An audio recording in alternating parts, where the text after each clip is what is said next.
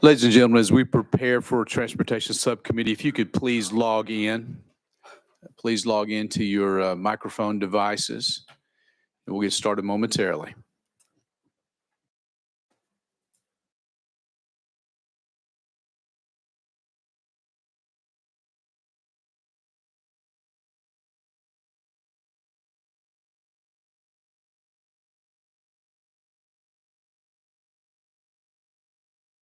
Control of yours, or do you want me to control? I'm in control. Okay.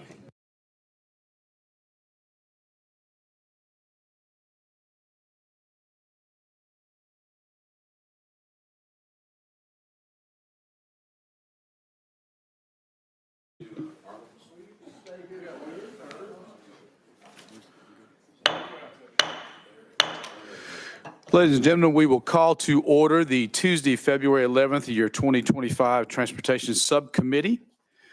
Members, if you have signed in, we will now take the roll. There's a P&V button in front of your name.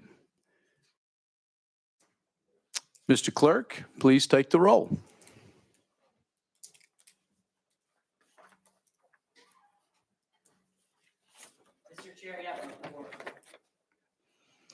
Thank you. The clerk and the chair detect a quorum. This is our first meeting of Transportation Sub for the new session. Thank you so much for being here today. We look forward to working our way through a calendar. We'll get a few niceties out of the way first. If we could, I'd like to begin by having the members of the committee, the elected members of the committee, to introduce yourself, tell us what district you're from, and maybe just a little brief comment about yourself, if you'd like to, your district. And we'll start up here on the top row. Representative McCalman, you're recognized. Thank you, Mr. Chairman. Jake McCalman, representing the 63rd House District of Eastern Williamson County, where the Arrington Vineyards come from. That is Nolensville, Southeast Brentwood, Arrington College Grove, East Franklin, a small sliver of Thompson Station. Glad to be here. Thank you. Thank you. Representative Ashley, you're recognized, sir. Fred Ashley, the 12th District, which is Sevier County, and I cannot auctioneer. Nor would we expect you to. Mr. Representative Ashley. Chairman Howell, you're recognized. Thank you, Mr. Chairman. Dan Howell, District 22, the home of the beautiful Ocoee Whitewater River that was used as the only Olympic venue for whitewater rafting in the '96 Olympics. Beautiful venue I've been on before. So, Chairman Butler, you're recognized. Thank you, Mr. Chairman. Ed Butler, I serve the House District 41, which includes Overton, Morgan, part of Fentress, part of Roane, and part of Anderson counties. Thank you. Thank you. Representative Wright, you're recognized, please, sir. Thank you, Mr. Chairman. Dave Wright, District 19, and Straw Plains Pike at Interstate 40 is in my district. Thank you, Mr. Chairman. If memory serves, that's where the Transportation Region 1 office is in your district, the shiny building that we all see on the interstate back and forth. So thank you. Representative Renault, you're recognized. Thank you, Mr. Chairman. Michelle Renault from the 27th District, which represents the Donaldson and half of Madison. Excited to be here. Thank you. And I will give a bit about myself. David Hawk, I serve Greene County, which is the 5th legislative district. I've been blessed to serve many years, and I tell this on myself quite often. This is I think it's the 6th different committee that I've chaired over the years, and have gavel travel. So that has become the mantra. Just about the time I learn the issues on what committee I've been on, I'm transferred to another committee. So looking forward to doing the work here. I will say our committee staff, we're blessed to have wonderful staff here today, and I thank them. And I'll introduce them. My assistant to my far right, Shelly Adams. If by chance I'm at the right place at the right time, it's because Shelly told me to be there. So Shelly Adams is here. We've got Jeremy Maxwell is with us, who's a research analyst willing to work on any bills that you may have before you as well. Our committee attorney is Mr. Joel Hayes. Joel, thank you for your many, many, many years of dedication dedicated work. Thank you very much. Our clerk with us today is Jared Fetters. Jared, thank you very much for running the boards down there, making sure we look good. Mr. Woodward, Tommy, our Sergeant at Arms, thank you very much for being here. We appreciate you very much. Has our committee intern, as Lauren, not sure if Lauren has been in, but in Chairman Howell's office, Lauren Cabrera is the committee intern. Also looking forward to help as well. And of course, our library and archives, someone who I've known her mother for many years, and I hope that doesn't embarrass you, but Kendrick Pratt is with us. Her mom, Molly Pratt, has been a presence in the legislative process for many years, and we're blessed to have Kendrick here with us. So thank you and welcome. We're honored to have you. Of course, all of our different departments that we've been dealing with and will be dealing with are with us today. We met all you folks in full committee last week, and all the liaisons and all the folks who have interest in the bill. We look forward to hearing from you as we go forward. I do want to read a few committee rules as we go forward. Bill notices. Bills must be put on notice by 3 p.m. the Wednesday before the next scheduled meeting. Bills must be put on notice to the House portal. Paper notices will not be accepted, and you have no idea how challenging that is for someone who likes to carry paper around, but it's all being done through the House portal now. Committee amendments, the deadlines for this committee, since we meet on a Tuesday, the deadline for amendments to be filed, again, electronically with our staff, will be 10 a.m. on Monday prior. So our meetings are on Tuesday. Amendments must be filed by 10 a.m. on the Tuesday prior. Verbal amendments and amendments filed after a deadline shall not be considered. Amendments can only be submitted by email and must come from the email address of the member or their assistant. We'll have some availability for witnesses to speak on pieces of legislation as we go forward this year. Requests to testify and witness cards in committee must be submitted to the chairman at least 24 hours prior to the scheduled meeting time. Witness cards can be submitted through the legislative website or filled out in person. The submission of a witness card is not guaranteed that a person will be allowed to speak. The testimony of witnesses is subject to time and other limitations. And I've done this in other committees, and I've encouraged members that if there are several people going to be talking about the same issue, get together and decide who's going to say what. If we're going to take 3 minutes at a time to listen, I would rather get new information each time. So if we're going to hear the same thing over 3 minutes, 3 minutes, 3 minutes, I would prefer to have it once, and maybe you all sit at the table together and say we're all speaking in one voice as opposed to saying the same thing 5 times. So I appreciate that. Again, materials, paper will not be distributed. All the information we are using will be on our dashboards as we're working through this electronically. Materials must be provided if anyone would like information to go on the dashboard. Those information sources must be provided to committee staff, specifically Mr. Maxwell, electronically prior to the meeting. Anything you'd like to have emailed to members as well, go through our research analyst, Mr. Maxwell, as well. Any questions of any members before we go forward?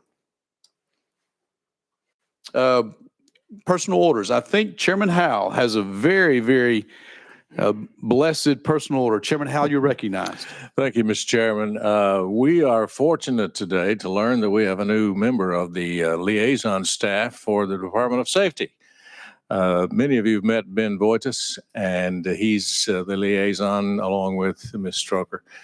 And I'm happy to announce that last night there is a 7-pound, 1-ounce baby boy, 21 inches long, just a few hours old, born about 7 p.m. last night. So congratulations to Ben and his wife.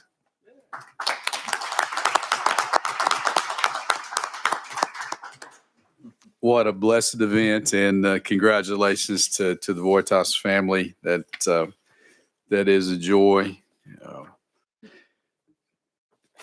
Ladies and gentlemen, we do have a calendar. Any other personal orders before we begin?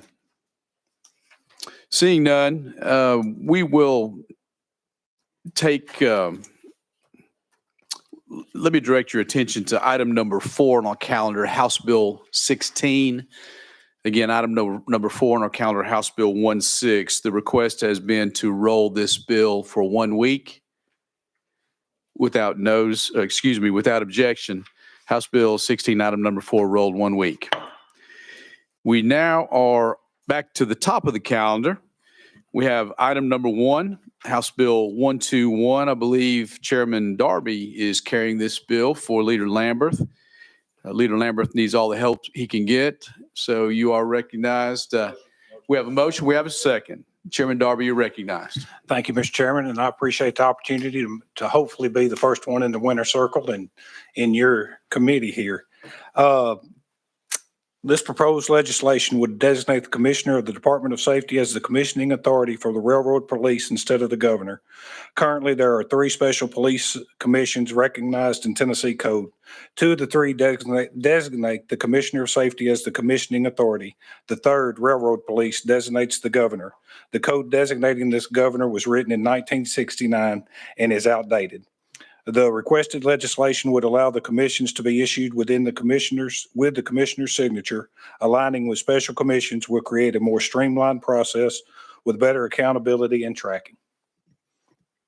Thank you. You've heard the description of the bill. Any amendments on your bill, sir? No amendments. Any questions or comments for the sponsor? Representative Bain, you're recognized. Thank you, Chairman. So, Representative, just a few questions, Darby. So why is this change being made now to the law? You recognize, Chairman. Thank you, Mr. Chairman. This right here was just a cleanup bill. It was outdated. It was created in 1969, and the other 2 police units has the Commissioner of Safety that sign off on it. So this is just to make it more streamlined. Representative Bain, you're recognized. Okay, and have we spoken to the Commissioner of Safety and his stance on oversight of this new role that he would acquire? Chairman Darby. Thank you, Mr. Chairman. Yes, ma'am. And we've got the Miss Elizabeth Stroker here, and she'd be, if it would please the committee, we could have her speak on it. That'd be great. Is that okay? Sure.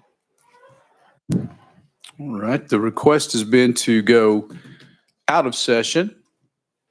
Without objection, we are out of session. Ms. Stroker, if you could tell us who you are, who you're with, and what you'd like us to know. Yep. Elizabeth Stroker, Legislative Director, Assistant General Counsel for the Department of Safety. Representative Bain, this is actually a bill that the department brought, and it's not a new role. The commissioner currently does commission these individuals. We're just taking out that step that the governor also has to sign off on it since it's not required for the other 2. So we're just eliminating that step. Representative Bain, you're recognized. Thank you, Mr. Chairman. And sorry, Ben tried to find me last week and I was running around, so this was not at fault to your department. But so my understanding, so railroad police officers are not public law enforcement right now, and they work for private railroad companies, but have police powers, including arrest authority. Is that correct? Ms. Stroker, you're recognized. Correct, within their jurisdictional purview. Representative Bain, you're recognized. Okay, so, but could by removing the executive authority from the governor to this Commissioner of Safety, could it open the door to private security forces wielding more power, including arrest authority? Ms. Stroker, you're recognized. Might be helpful if I clarify. Sure. This is not changing who currently commissioned. The Commissioner of Safety currently does commission these individuals. We've been doing that since the 70s. Just this specific type of commission also required the governor to sign a piece of paper, and it doesn't for the other one. So we're literally just taking out the requirement that the governor signs the paper. But the Commissioner of Safety is still doing what he's been doing for 50 years, 40, 50 years. Okay. So that's not changing. Okay. Representative Bain. Final question. So, and what guardrails exist? I guess if it's just a cleanup bill, but what guardrails exist to ensure that these officers don't overstep their authority, especially with this newfound obligation? Ms. Stroker. And again, I want to clarify, this is not a newfound obligation. This is the exact same thing we've been doing for 50 years. It's just taking the requirement that the governor also sign a line. But those guardrails would be placed upon the people that are training them and are responsible for them. I don't know the details of what the framework looks like for a railroad police officer. You'd probably have to reach out to them. Okay. Thank you. Thank you, Mr. Chairman. Thanks, Elizabeth. Thank you. And I we'll try to add a bit to this as well. It's still an administrative function. A chairman of, or excuse me, commissioner of safety is still an administrative function. So it still falls within the administrative branch. This is something that has been done quite some time. I actually have a good friend who is one of our railroad law enforcement officers in the Knoxville region. And this is no skin off his nose. So this is something that is just typical, procedurally done, and just as small a changes could possibly be done in state law. Any more questions while we're out of session? Chairman Wright. Okay. Seeing no questions or comments from Ms. Stroker, thank you very much. We are back in session. Chairman Wright. Thank you, Mr. Chairman. Move previous question. Previous question has been called. All those in favor of sending House Bill 121 to full committee? Excuse me, let me back up and do this the right way. Are you ready to vote? Mr. Clerk, please open the vote. All of those in favor of House Bill 121, moving on to full Transportation Committee, vote aye. All those in favor of, excuse me, all those opposed to the vote, to the bill, please say no. Mr. Clerk, please take the vote. The total is 9.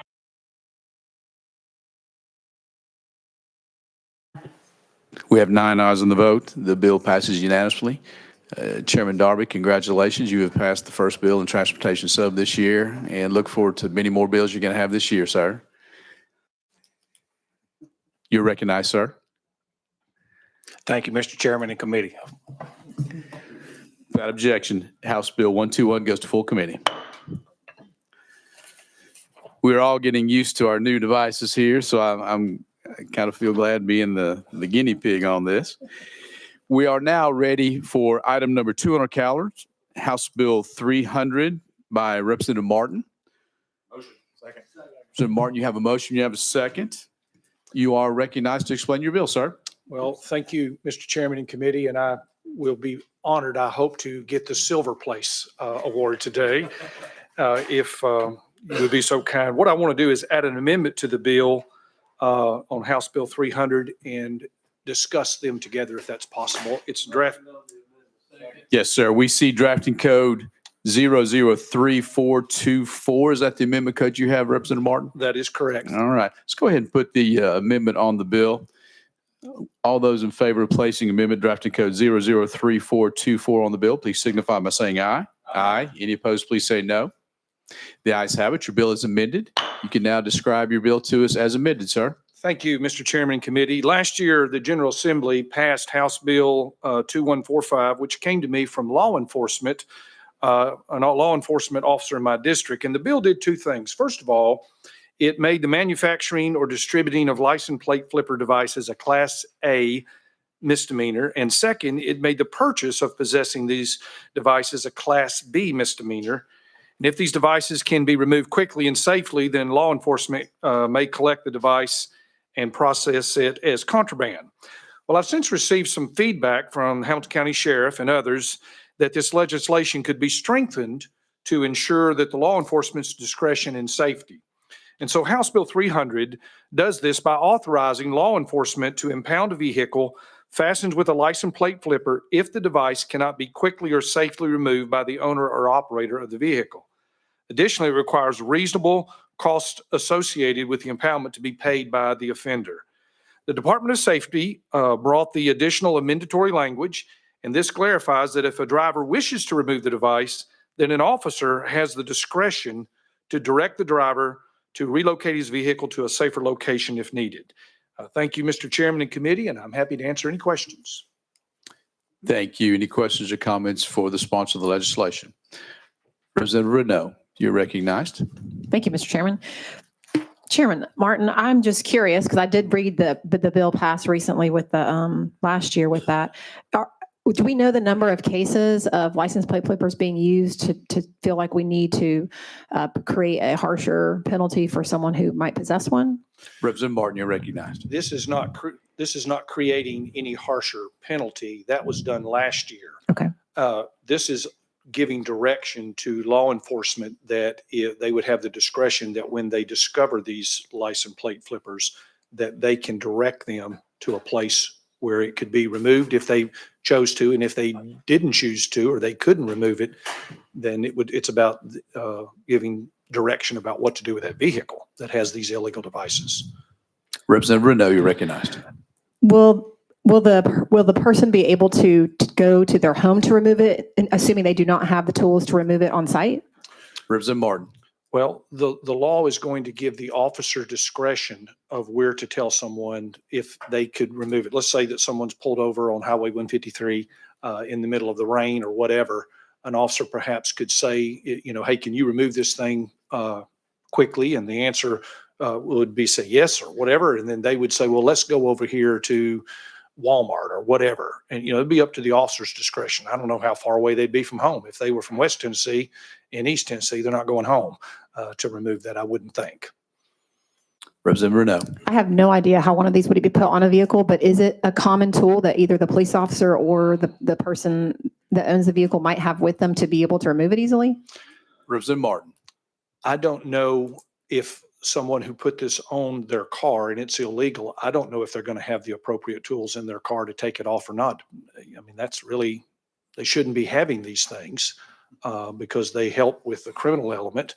If someone was going to rob a liquor store or whatever, and they have tags that say Georgia, and then they leave and they flip the button and now it says Tennessee, that's what this is about.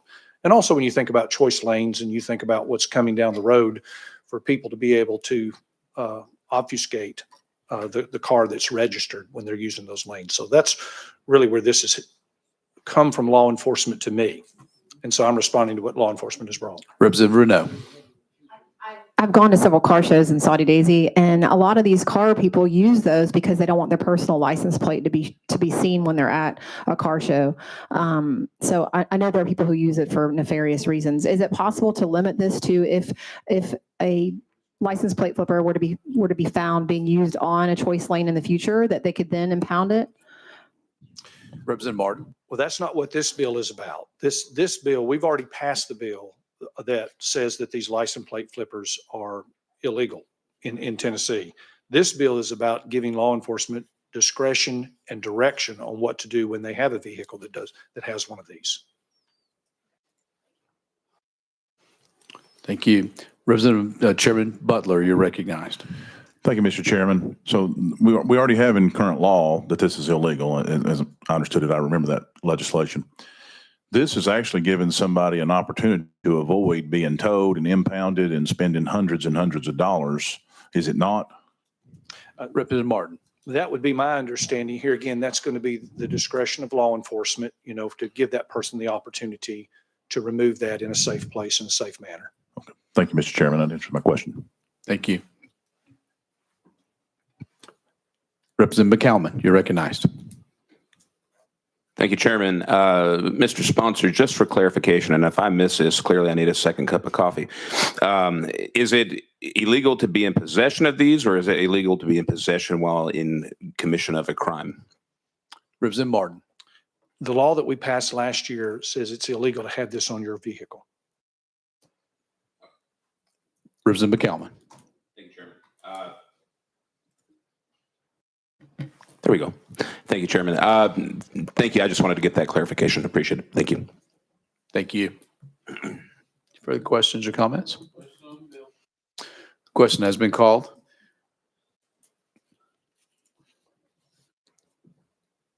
Got to read my script here, make sure I'm doing this. I'm used to winging it so much here. The question is, are you ready to vote? Mr. Clerk, please open the vote. All those in favor of sending House Bill 300 to full Transportation Committee, please vote aye. Those opposed, please vote no. Has every member voted? Does any member wish to change their vote? Mr. Clerk, please take the vote. Mr. Chair, the total is 8 ayes, 1 nay.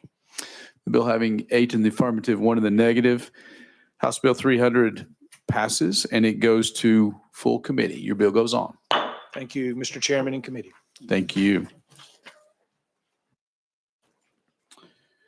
We are now ready for item number 3 in our calendars, House Bill 60 by Representative Raper. We have a motion. We have a second. Representative Raper, you are recognized, sir. Thank you, Mr. Chair. Thank you, committee. Good afternoon, everyone. Last year, a mother of my my constituent brought me an issue. She has a special needs child.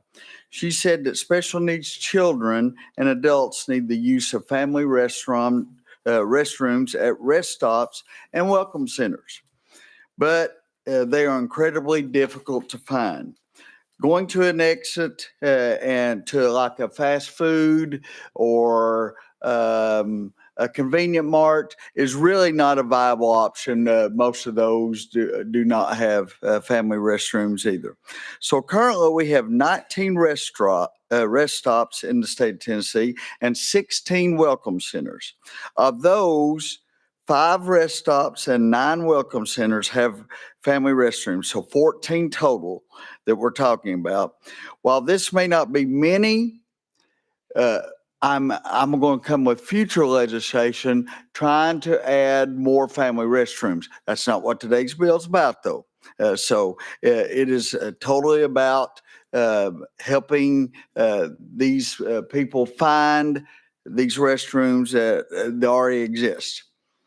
So currently, there's no way of knowing where family restrooms are located for these families and the disabled special needs child, so they cannot benefit from those except for actually going inside the facility and checking out themselves.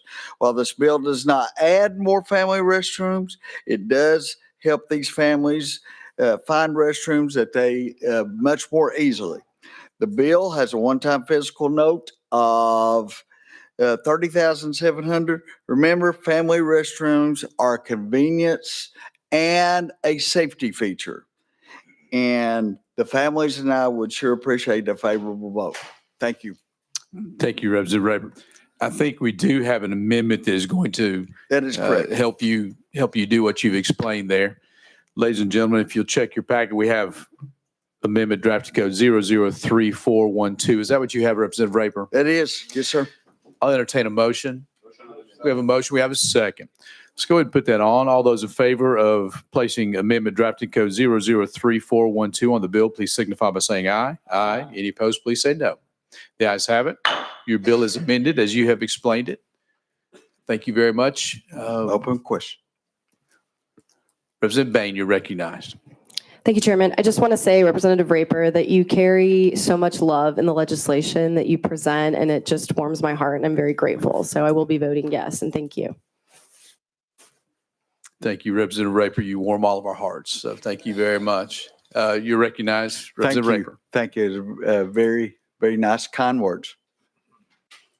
Thank you. And I will put a plug in for Chairman Doggett has been working in this space to ensure that we have facilities that have these large changing tables as well that are very, very accommodating and very functioning. And just as we're ensuring that individuals know where they are, your bill will do a lot to help that. So thank you very much. Any further questions or comments?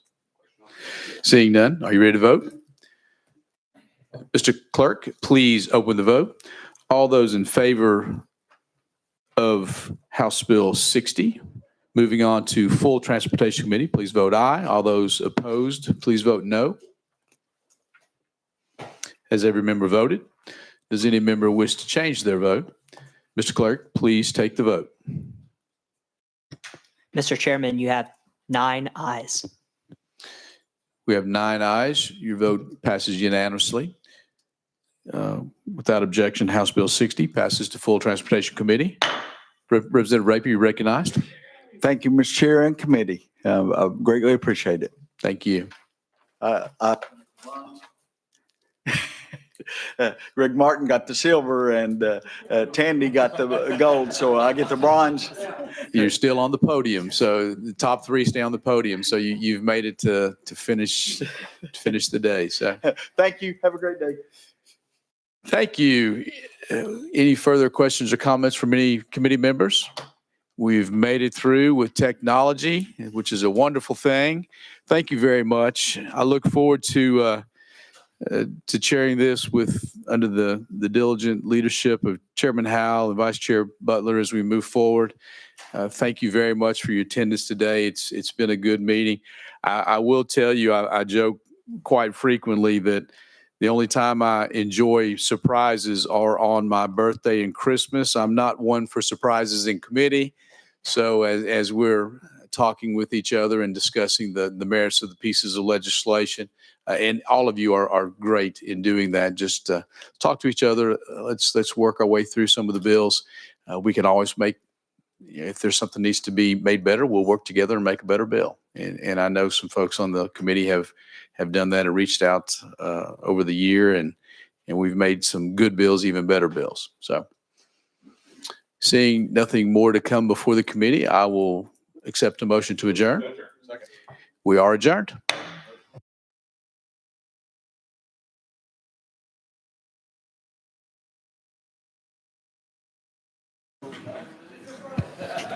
Test.